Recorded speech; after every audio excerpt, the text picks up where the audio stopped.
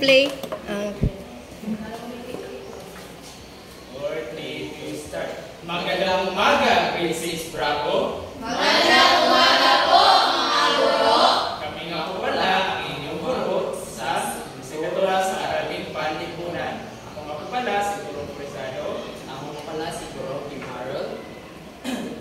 Before we start sa atong kuan, atong discussion kay inaanyahan muna kayong lahat na tumayo para sa ating Panalangin.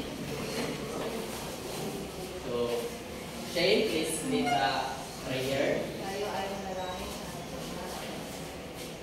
Amen. Okay, mari na kayong umupo. Gusto nyo ba na manood ng video class? Opo! May video ako papanood sa inyo.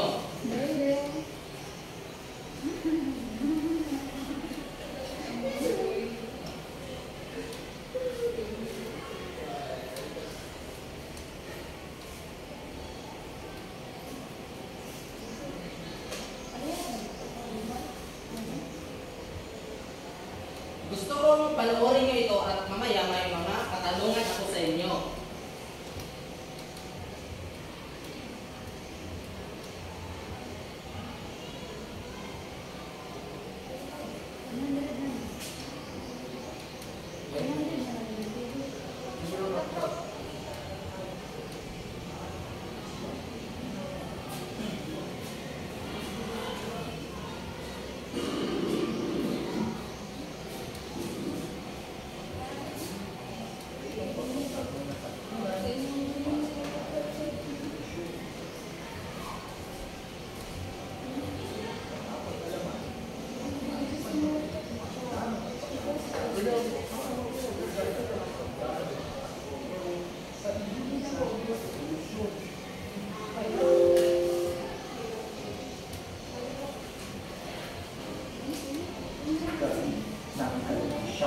Agosto 1896, nagsisimula ni Teodoro Patino sa Katipunero kay Padre Mariano B. ang lihim ng Katipunan. Nagawa niya iyon dahil sa payo ng isang madre at ng kanyang kapatid na nakatira sa tahanan ng mga ulila sa Mandaluyong.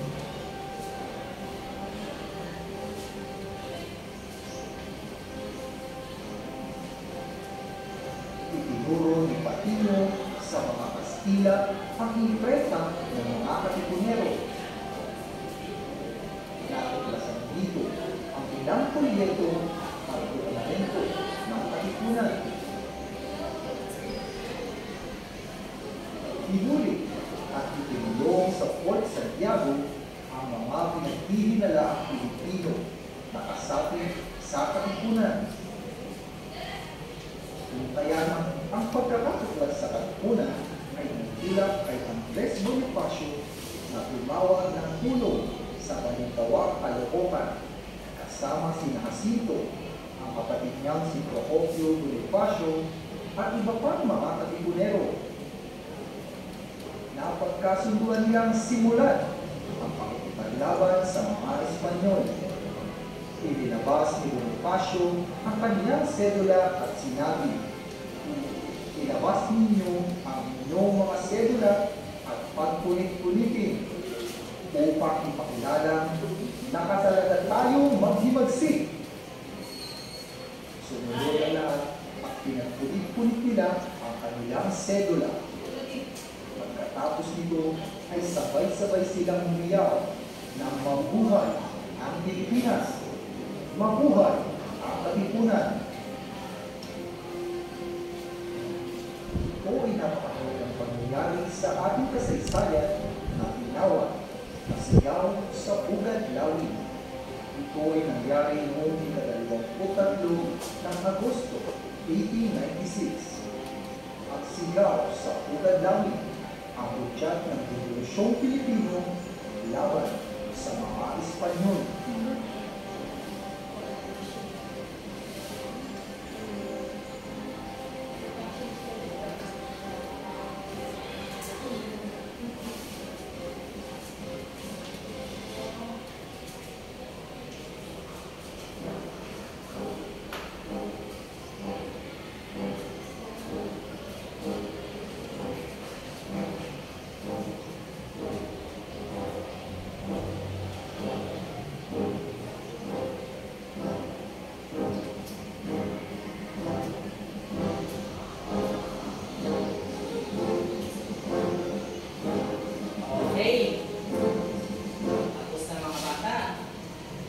Ngayon, may ipapakita akong larawan sa inyo. Gusto kong i-analisa nyo ito at mamaya may katarungan ako. So, I give you 5 minutes to analyze this.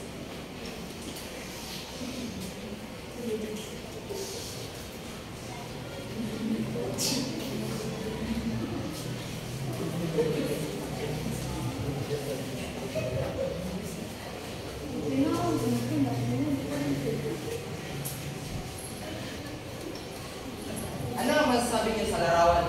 Pagpulong. Pagpulong-pulong at ano pa? Meeting. Meeting. Okay.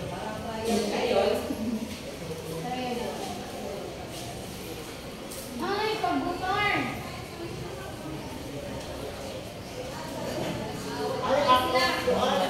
so ngayon, ano sa palagay niyo ang ganitong uri ng larawan? Okay, sino gusto sumagot? Taas lang ang kamay. Okay, Karen.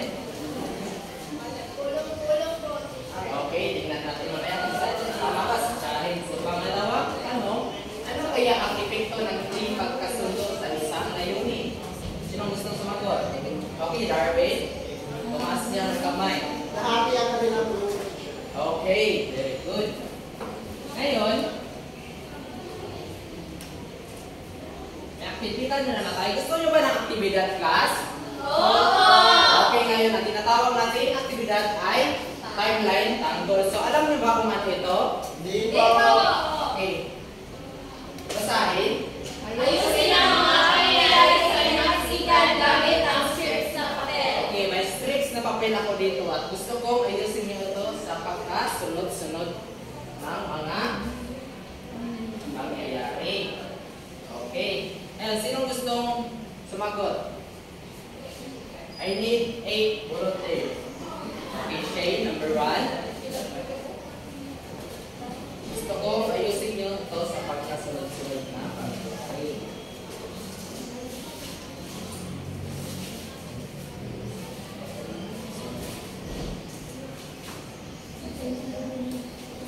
Sino gusto na ba?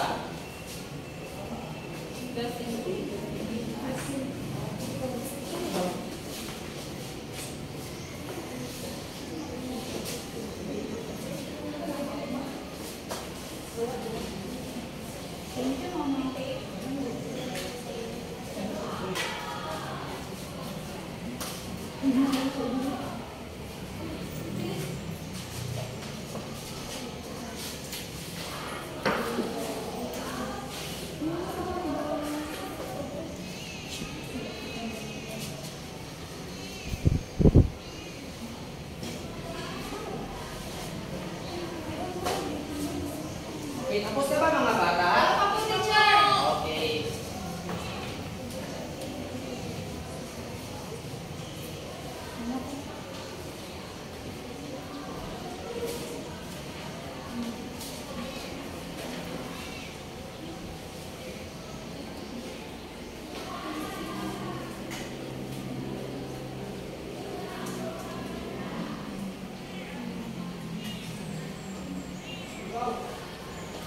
Tapos na ba? Okay. Ano ang iyong nilagay? So, folio 7, page 92. So, tignan natin mamaya kung tama pa kayo.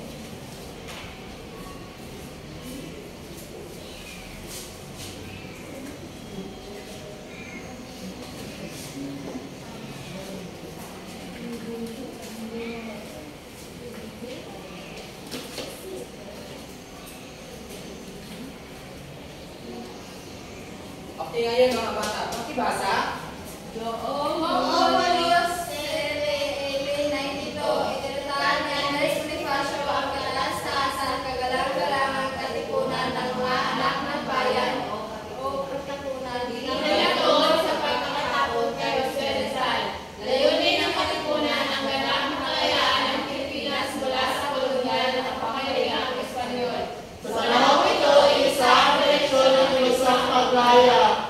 Okay, tama ang yung sino ang sumagot dito sa una?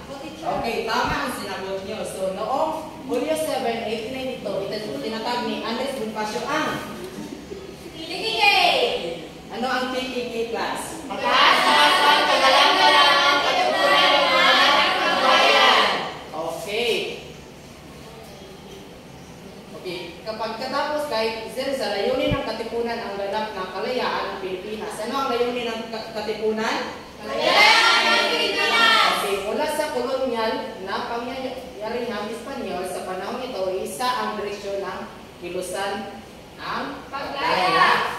Okay. Sa susunod,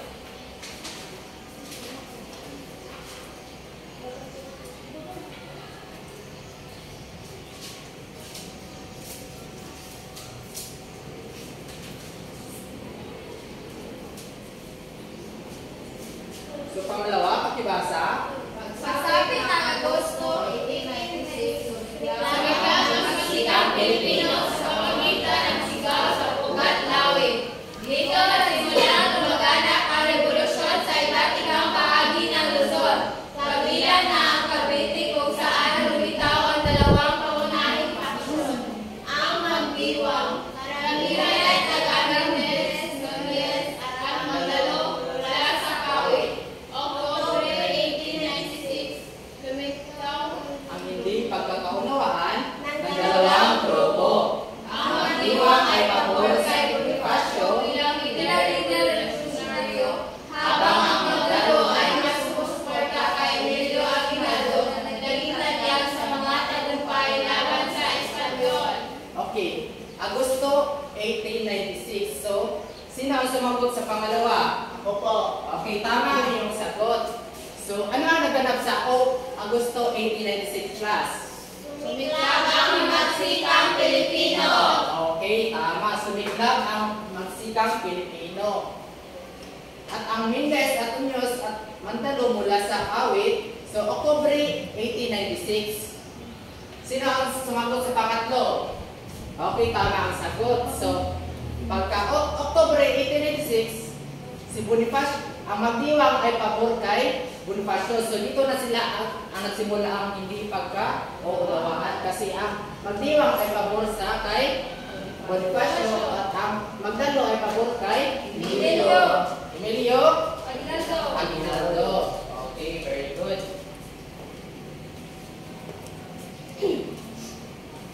So, pang-apat,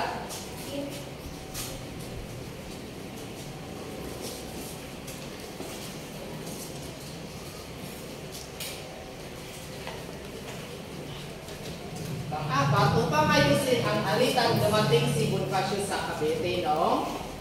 December 1896. Okay, December 1896. Tingnan natin kung tama pa ang sagot nyo kanina. Okay, sino ang sumagot dito? Okay, si Darwin. Si Darwin na nag-answer ni Tanan? Okay, si Gray na nag-answer namin. So, sumalit, imbis na maayos ang hidwaan, lalong lumala ang tension. Ang sabi ng tension class? Correct? Hindi Okay, pagkakaunawaan. hindi pagkakaunawaan. Sa Marso 22, 1897, ano naman ang naganap? Meron Convention.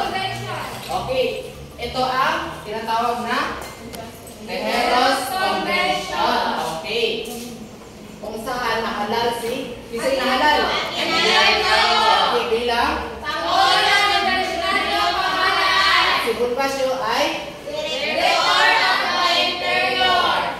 na tinutulan ng ilang Delikado. ang kapangyarihan ni Bonifacio dahil upang siya ay mag-walk out.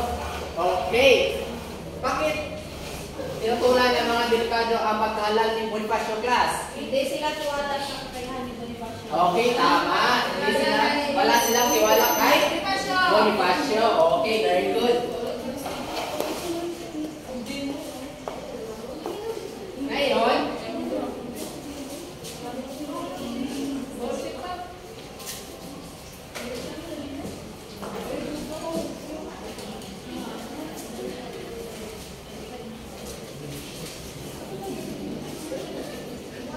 okay, sa sumunod na araw, anong petsa ang sumunod na araw?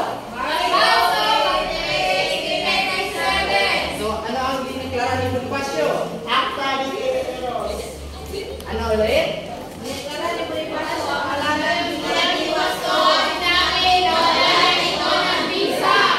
So, inakusan siya noong? Okay. Siya at ang kanyang na si Bisa niya mo. So, Procopio! okay, si Procopio. Kisa si Procopio class. Kapatid! Okay, kapatid ni Bonifacio. Ay dinakip ng mga tauhan ni Aguinaldo. So, kinsa man ni si Aguinaldo? Kailan siya? Lain halal. Remedyo yun. Si Aguinaldo. Ang unang presidente. Okay, kailan siya lain halal? Marso! October! October! Okay, tama.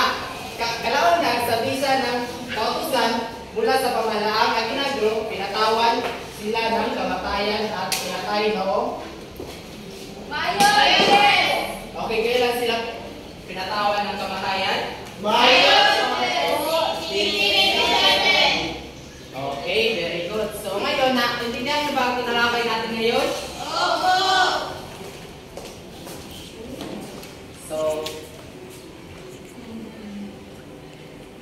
ngayon, ano ang epekto ng hindi pagkaintindihan ng leader ng revolusyon?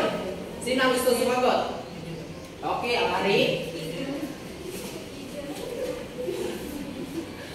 Teacher, dahil dito, teacher, nagkakaroon ng iba't ibang pananaw at nagdudulot ito ng gulo. Teacher?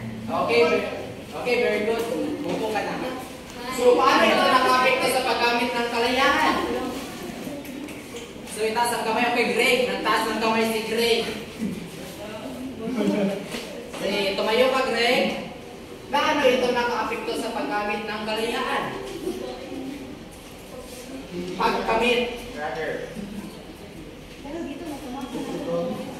Dahil dito teacher, nakamit natin na. Okay, tama.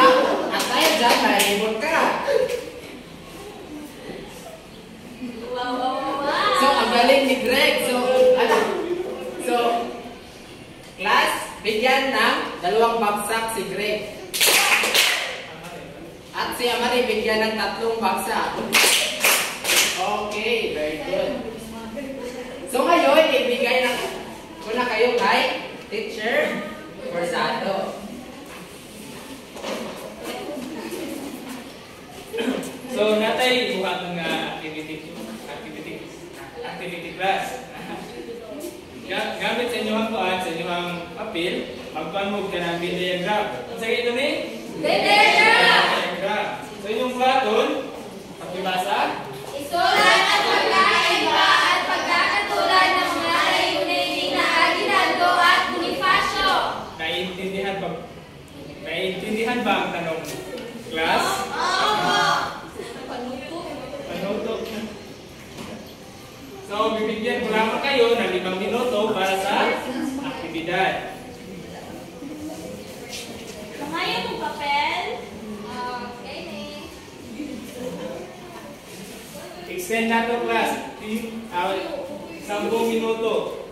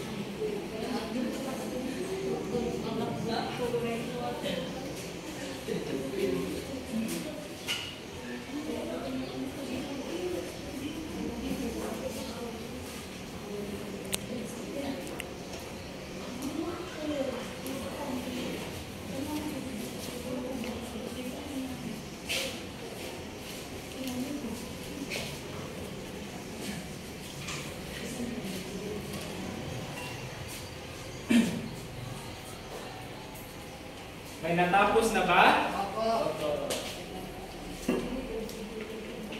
Nasagutan na ba ang lahat? Opo. So, sino ang makapagbibigay ng pagkakaiba ni Andres Bonifacio at kang Aguinaldo? Okay, Shane? May Aguinaldo, teacher, ay mas pinabura ng mga tao tani Pangulo, tapos si Andres Bonifacio naman ay hindi pinabura ng mga tao at naging dahilan yan para sa iyong katulad. Okay, tama. Very good, Shane.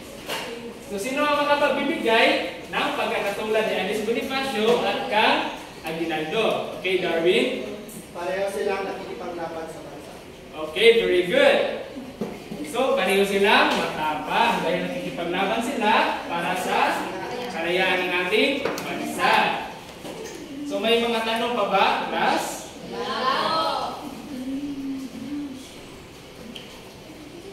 So, para sa ating aplikasyon, gumawa ng poster na may temang pagkakaisa tungo sa pagbabago. Ano ang tema? Pagkakaisa tungo sa pagbabago. Bibigyan ko kayo ng 10 minuto.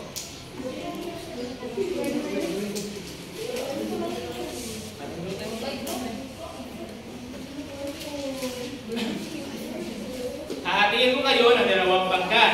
Ito ang unang pangkat at ito ang pangalawang pangkat.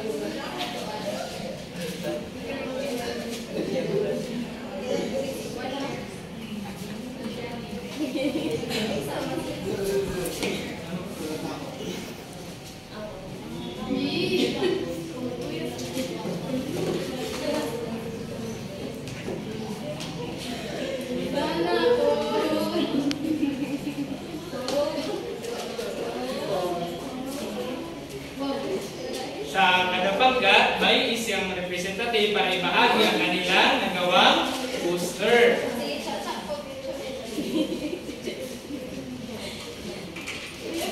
Tapos na ba pangkat 2? Opo. Pangkat 1.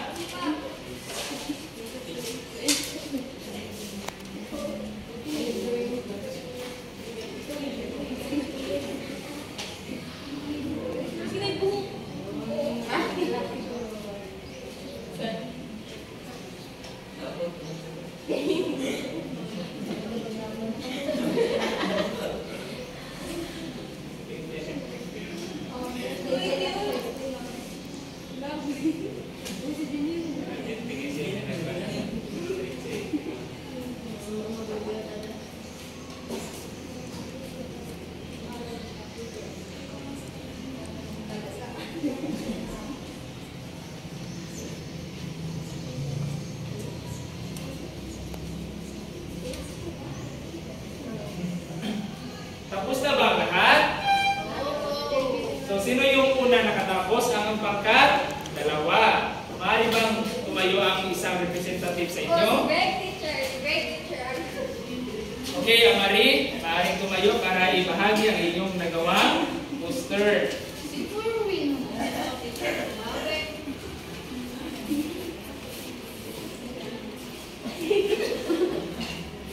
So ito ang aming nagawa, teacher.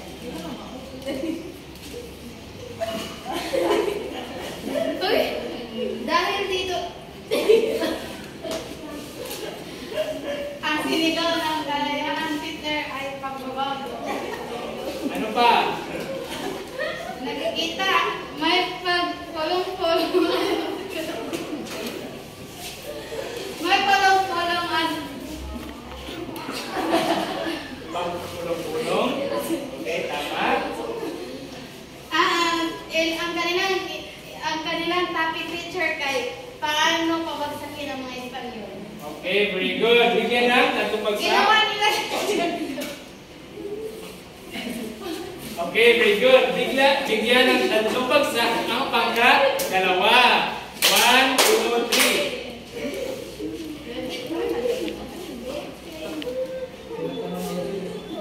Okay, pangkat isa. Ang pangkat isa. Maring bahagi ang iyong sagot. Ang nagawang poster.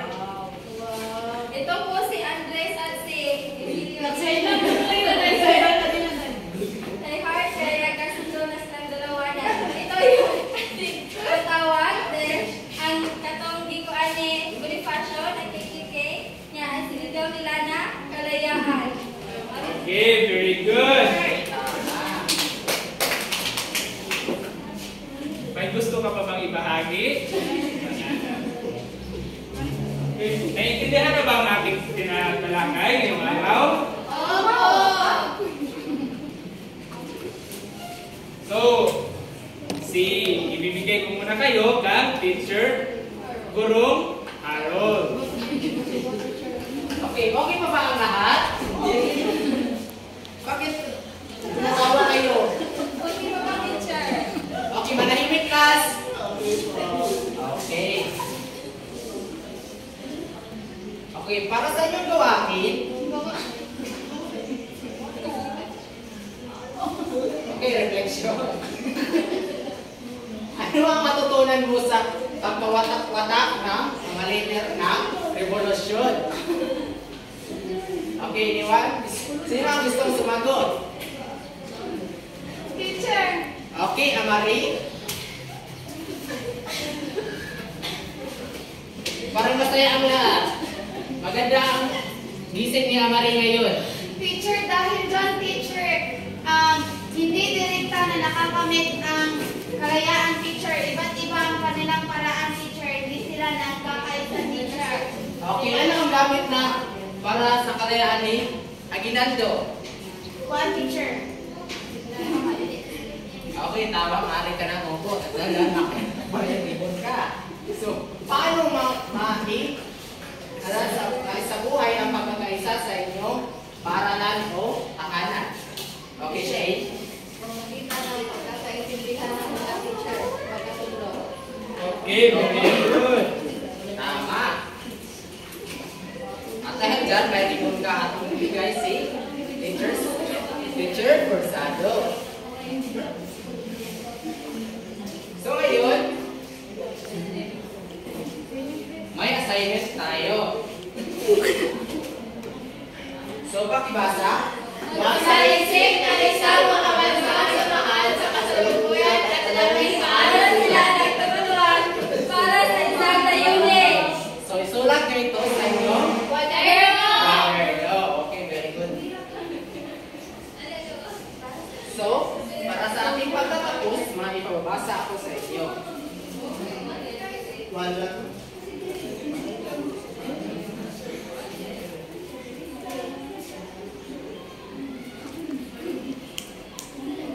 Pakibasa. Walang tagumpay ng isang kilusan kung walang pagkakaisa. So, group here. So, repeat after me. So, isa ang layunin. Isa ang layunin. Isa ang laban. Isa ang laban. So, pagkakaisa ang sandigan. Pagkakaisa